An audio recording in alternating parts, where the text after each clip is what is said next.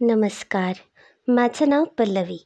माझ्या चॅनलमध्ये तुम्हा सर्वांचे मनःपूर्वक स्वागत आहे. आज आपण बीटाची चटणी तयार करूया. ही पद्धत अगदी सोपी आहे. चटणी तयार करण्यासाठी 2 मध्यम आकाराचे बीट घेतले आहेत. बीट स्वच्छ धुवून साले काढून याप्रमाणे चिरून घेतले आहेत. 1 वाटी ओले खोबरे, 4 ते 5 हिरव्या मिरच्या, अर्धी वाटी पुदिन्याची पाने, अर्धी वाटी कोथिंबीर आणि 7 ते 8 लसणीच्या पाकळ्या घेतल्या आहेत. आता हे सगळे साहित्य या मिक्सरच्या भांड्यात घालते. आता यामध्ये थोडेसे पाणी घालून हे सगळे साहित्य अगदी बारीक वाटूया. 2 ते 2.5 चमचे मीठ घालते. अर्धी ते 1 वाटी पाणी घातलं आहे.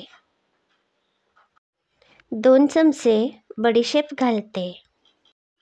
याऐवजी तुम्ही जिरेसुद्धा घालू शकता. आता हे सगळे साहित्य मी मिक्सरमध्ये चांगले वाटून घेतले आहे. ही बीटाची चटणी आता तयार आहे. ही चटणी या पसरट भांड्यात काढते. आजच्या या चटणीसाठी मी कच्चा बीट वापरला आहे. तुम्ही हा बीट उकडून सुद्धा चटणी तयार करू शकता.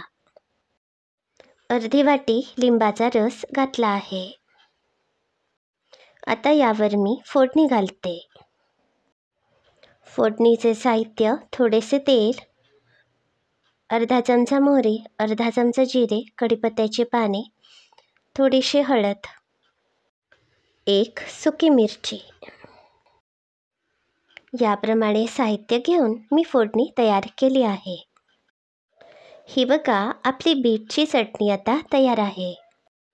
ही चटणी तुम्ही भातासोबत किंवा आंबोळीसोबत सर्व करू शकता. ही चवीला खूपच छान लागते.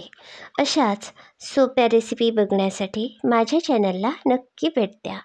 याबरोबरच माझे चॅनल सबस्क्राईब करायला विसरू नका. हे रेसिपी व्हिडिओ तुम्ही व्हॉट्सअप आणि फेसबुकमध्ये सुद्धा शेअर करू शकता. हा व्हिडिओ पूर्ण बघितल्याबद्दल धन्यवाद.